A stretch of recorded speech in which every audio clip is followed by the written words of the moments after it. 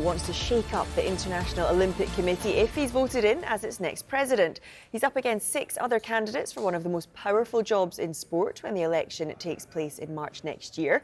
Lord Coe's manifesto has been published today. Our senior reporter Gerraint Hughes joins me now to talk more about this.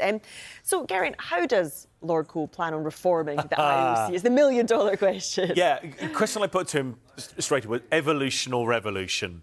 Yesterday, because his manifesto is quite bold. It's certainly knowing how the IOC works. It's a conservative with the small c organisation, and change doesn't often come quickly. Coe gets things done. Look, he's delivered the London 2012 Games, Olympic and Paralympic Games. He's the president of World Athletics. Number of changes within that organisation that were needed. Number of policies which are clear-cut as well, which we will talk about, which he wants to bring into the IOC. So he's a reforming candidate. I don't think he wants to upset the apple cart too much, but he has a realisation there that there are a lot of very good people that can do amazing things. However, there is too much power in the hands of too few, and he wants to change it up. He wants a more collaborative membership. The IOC has a membership of in excess of 200 nations. Is that everyone has the voice, but also that sport and the athletes, he feels, has been getting ever decreasing. He wants them to be heart and centre of the Olympic movement going forward, that the athletes must be consulted on issues. Their views must be taken into account when policy decisions are being made, and that sport, that is what the Olympics and the Paralympics are about. He was obviously going for the presidency of the IOC, which is the Olympic movement, but they have to be about sports and maybe try and take away some of the politics and the administration. That won't happen because it's arguably the biggest job, the most powerful job in global sport. But he's there on a ticket of being a reforming candidate. 7 candidates in total, of which Coe is one. There's only one female candidate, a Zimbabwean Kirsty Coventry, who herself was a renowned Olympian, as was Coe before he became an administrator. So he's got tough competition.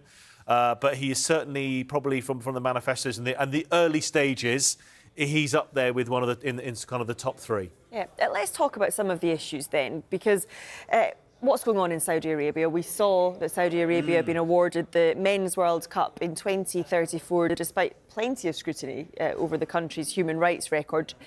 From speaking to Lord Coe, if he was in charge, would the IOC consider a bid from Saudi to host the Olympics? Short answer, make this clear, it is yes. We'll get into the reasons why. The manifestos have been launched this morning, so all 7 published out there as well. Yesterday, last night, I got a chance to speak to Coe, put these questions to him. It's topical because the World Cup, the FIFA World Cup, was awarded to Saudi Arabia for 2034 last week. Some controversy, some discussion around whether the Kingdom of Saudi Arabia, with its human rights record, should be awarded what is a mega sporting event. I think you can really only break it down into 2, Joe. There are 2 mega sporting events on this planet: the FIFA Men's World Cup and the Olympic Games, just because of the revenue that they make, but also and what goes into them, but also the reach and and sort of the accessibility that it has throughout the planet as well. Mega sporting events, they're massive. So Saudi Arabia, as we know, are investing in sports. We've got the boxing there this weekend. They've got the World Cup coming in 2034. An Olympic bid is potentially coming from that region, the Gulf region, the Middle East, etc. Saudi Arabia obviously have the funds to do so. So I put it to Coe, if he was president, and if Saudi Arabia expressed an interest in bidding for hosting an Olympic Games, what would be his position? This is what he told me. It is, as a society, changing quite dramatically. I've witnessed that, certainly in the last 10, 20 years. What I will say, and I'm not sort of going to make up policy on the hoof, and we'll sort of have a global, gallop around the world, picking and, choosing. But what I will say is that sport has an ability to shine a spotlight on many issues that certainly jobbing politicians and ministers don't want to tackle. I will ask uncompromising questions. I want to know about human rights. I want to know about labour conditions on the stadiums that are being built. I want to know what their procurement policies are. I want to know their policy on slave modern slavery.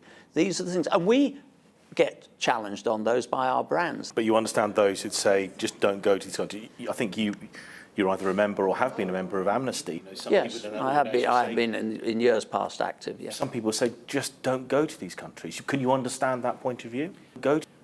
I can understand how people would get to that position, and I have my own private views, but it is important that sport is a catalyst for change.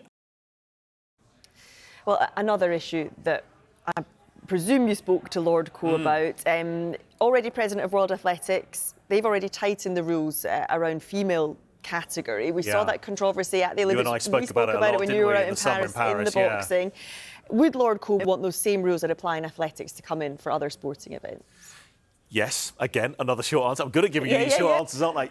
Yes, just an explanation is that if he were to become the president, and again, on the manifesto that he's put in there, he can't just change things. He wants a collaborative discussion, debate and the votes among the memberships. But he would be very, very keen and present a persuasive, powerful argument around, for example, the female category within sport.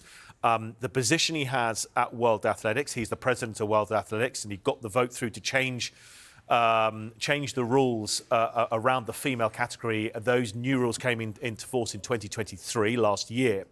Essentially, they say is that transgender women who have transited through male puberty are ineligible to compete in elite international athletics competitions. There are also rules around DSD. Those are individuals who have, DSD stands for differences in sexual development as well. Those rules are clear. He would definitely want to bring those rules into the debating framework. Again, it comes about, you and I mentioned there, we were speaking about Paris. What were we talking about in Paris? The row, it was around the boxing, where two female athletes became the story ahead of the sport. Now, it wasn't a transgender row. We were trying to make that clear, although there was an awful lot of misreporting around these two female boxers. But Seb Coe, as you hear in the interview with him, not irritated by what happened in Paris, but the whole scenario. For a fortnight, I was talking about nothing. But it was a controversy, it was a mess, it was unfair on the athletes, it was unfair on all the other athletes involved as well.